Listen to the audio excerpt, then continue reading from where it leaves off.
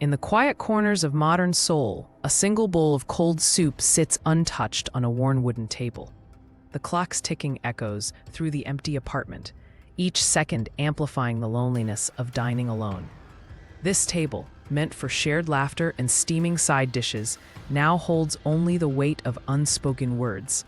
The dim light casts long shadows, mirroring the isolation felt by so many in Korea's fast-paced society.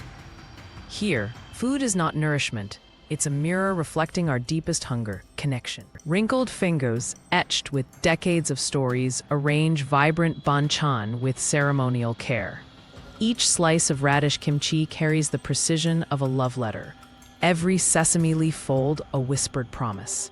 In the background, faded family photos watch, sepia-toned witnesses to meals that once filled this kitchen with noise. The grandmother hums an old trot melody as she wipes a stray chili paste smear, her wedding band clinking against ceramic. These side dishes are never just food. They're edible memories, prepared against the clock of aging hands. Steam rises from the sundubu jjigae like a ghost of warmth between generations.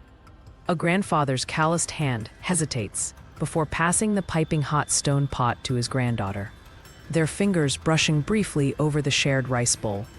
Tears blur his vision, not from spice, but from the sudden memory of doing the same dance with his own halmyeoni 60 years prior.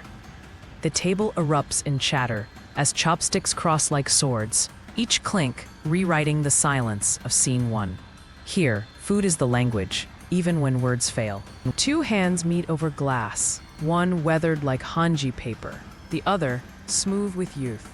The soju bottle tilts, a clear stream catching amber light until sudden laughter makes it slip. Liquid pools like accidental stars on the tablecloth, and the grandmother playfully swats her grandson's wrist. This choreography of pouring with two hands, of turning away to sip, holds more tenderness than any hug. In this spilled moment, centuries of unspoken I love yous dissolve like sugar cubes in rice wine. Neon bleeds through rain-streaked plastic as salarymen huddle at the pojangmacha, shoulders pressed together, steaming bowls of tteokbokki passed like shared secrets. No one asks why the woman in the corner sniffles over her odeng. They simply slide the soju her way. The ajumma owner adds extra fish cakes without comment, her apron stained with decades of midnight confessions. In this fluorescent cathedral of anonymity, the first rule is this: at 2 a.m., every stranger is family. The second rule: no one leaves until the last bottle's empty. The kimchi jjigae bubbles ominously, too red, like a warning. He tastes it, wincing at the oversalted broth, then adds another spoonful of his mother's handwritten recipe. Her absence hangs thicker than the steam. The apron, hers now his, smells faintly of garlic and grief. On his third attempt, when the flavors almost align, he crumbles, forehead pressed to the cold stovetop, shoulders shaking. Somewhere between not quite and almost, cooking becomes conjuring. And every Korean kitchen holds ghosts. A spoon trembles mid-air, 3 grains of rice clinging like reluctant stars. The hospice room smells of medicinal alcohol and the last autumn persimmons she'll ever taste. Her daughter murmurs, "One more bite, Amma," though they both know. A spoonful of juk, rice porridge, touches lips. Acceptance passes between them like a shared breath. When the bowl is set down, half finished, the remaining grains form constellations only the dying can read. Korean goodbyes taste like perfectly seasoned seaweed. Molten brown sugar drips onto her wrist. She licks it absent-mindedly, salt mixing with sweet. The hotdog vendor's shout fades as she sinks onto a park bench, greasy paper bag warming her lap.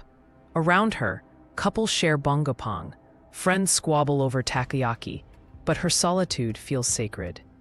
This pancake, crisp at the edges and aching with cinnamon, is a love letter to herself. She lets the December wind dry her tears, thinking, perhaps loneliness is just hunger in disguise. The charrier table groans under ancestral dishes, fried whole fish eyes glossy as obsidian, persimmons arranged just so. The youngest grandson fidgets as his father bows deeply, forehead nearly touching the polished wood. A scent swirls, toasted sesame, pine nuts, and something indefinable that makes the widow inhale sharply. For a breath, the veil thins. The clatter of chopsticks sounds like laughter.